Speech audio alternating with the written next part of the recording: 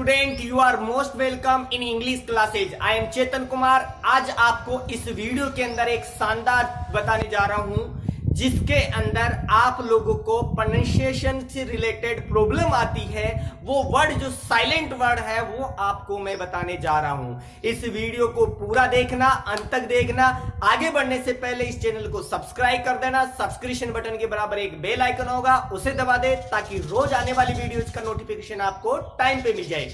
चलिए गाइस, देखिए अब मैं आपको इस वीडियो में कुछ साइलेंट वर्ड के बारे में बात करने जा रहा हूं। कुछ ऐसे साइलेंट वर्ड बताने जा रहा हूं जिसको हम लोग प्रोनाउंसिएशन में कैसे बोले, प्रोनाउंस कैसे करें, वो इस वीडियो में मैं आपको बता रहा हूं। हमारे सामने सबसे बड़ी प्रॉब्लम आती है कि हम लोग उसको इंग्लिश में कैसे बोले, हम लोग बोलना क्या चाहते हैं वो निकल क्या जाता है और उसका राइट हमारे को उच्चारण नहीं कर पाते। इस वजह से सामने वाला स्पीकिंग में या बोलने में या पढ़ने में हम लोग राइट अनुवाद नहीं कर पाते, सही अनुवाद नहीं कर पाते।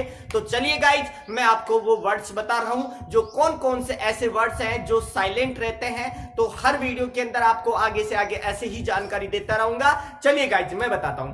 देखिए, आज मैं इस वीडियो के अंदर आपको W के बारे में बताना जा रहा हूं कि W कब साइलेंट रहता है। ये बहुत जरूरी है आपके लिए कि हम लोग रॉन्ग पढ़ते हैं हमेशा। तो देखिए W कहां कहां साइलेंट होता है, ध्यान से देखना। W के बाद में यदि R आए, गाइस ध्यान से समझना, W के बाद में यदि R आए और S के बाद में W आए, ध्यान से समझना। फिर से एक बार बोल रहा हूं कि W के बाद में R आए और S के बाद में W आए तो हम लोग W को साइलेंट करते हैं, W को नहीं बोलते हैं गाइज।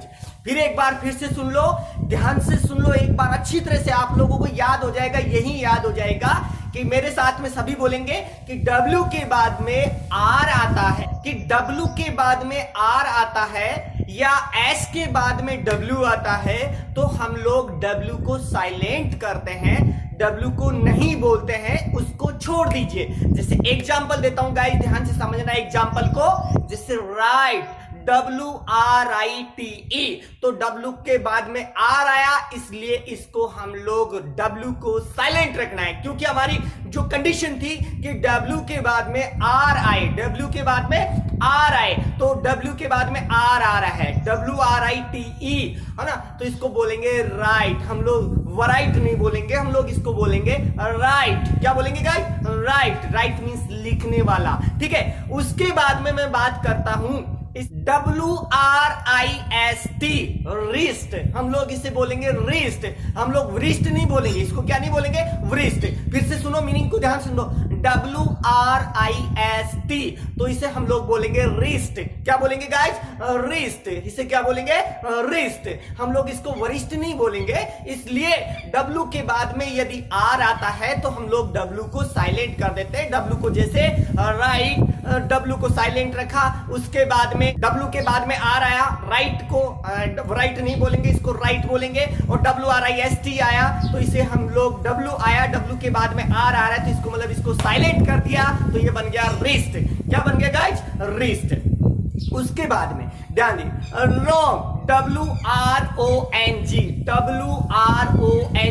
इसे हम लोग बोलेंगे गाइस रॉन्ग। क्या बोलेंगे? रॉन्ग। वरॉन्ग नहीं बोलेंगे। W के बाद में R आ रहा है, इसका मीन इसे हम लोग साइलेंट करेंगे तो रॉन्ग हो जाएगा, ठीक है। उसके बाद में बात बताता हूं, आंसर। क्या गाइस? आंसर, इसे हम लोग आंसर नहीं बोलेंगे, ठीक है। हम लोग सभी पढ़ते हैं आंसर, इसे आंसर नहीं बोलेंगे क्योंकि S के बाद में W आता है, ANSWER, तो S के बाद में W आता है तो हम लोग इसे बोलेंगे आंसर। क्या बोलेंगे?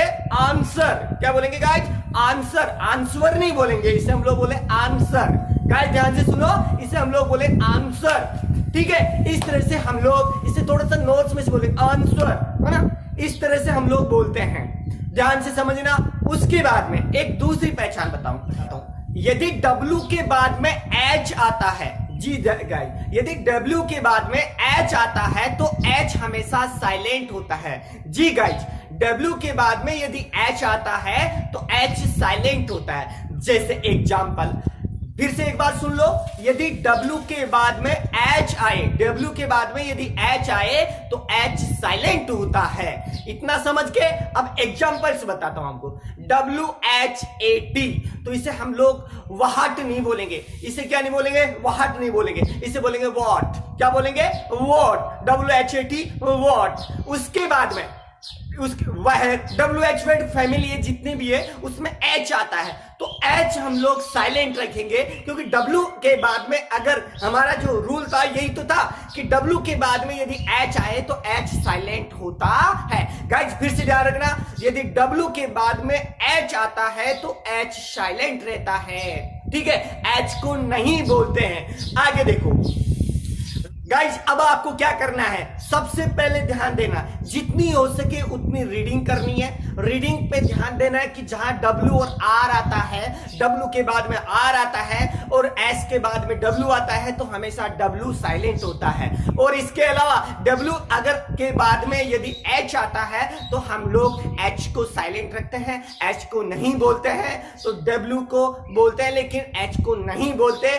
इस तरह से कॉन्सेप्ट आपको कैसा लगा, इस थ्योरी को आप लोग पढ़ करके, रीडिंग कर करके चेक करिए कि आपको कैसा लग रहा है, आपको बोलना आ नहीं आ रहा। लेकिन गाइज एक चीज बता देता हूं, विदाउट प्रैक्टिस के आप लोगों को नहीं आएगा। जितनी हो सके उतनी रीडिंग करिए, कोई भी बुक्स ले लीजिए, उस बुक को उठा करके आपको पढ़ना है, रीड करना है, और जितना हो सके उतना रीड करना है। और जहां भी ये W के बाद में R आ रहा हो, S के बाद में W आ रहा है, तो इनको साइलेंट कर करके बोलिए, जितना हो सके उतनी प्रैक्टिस करिए। ये वीडियो कैसा लगा ये आपको मुझे कमेंट करके बताना है, और लास्ट में लाइक जरूर करना है। Thank you so much.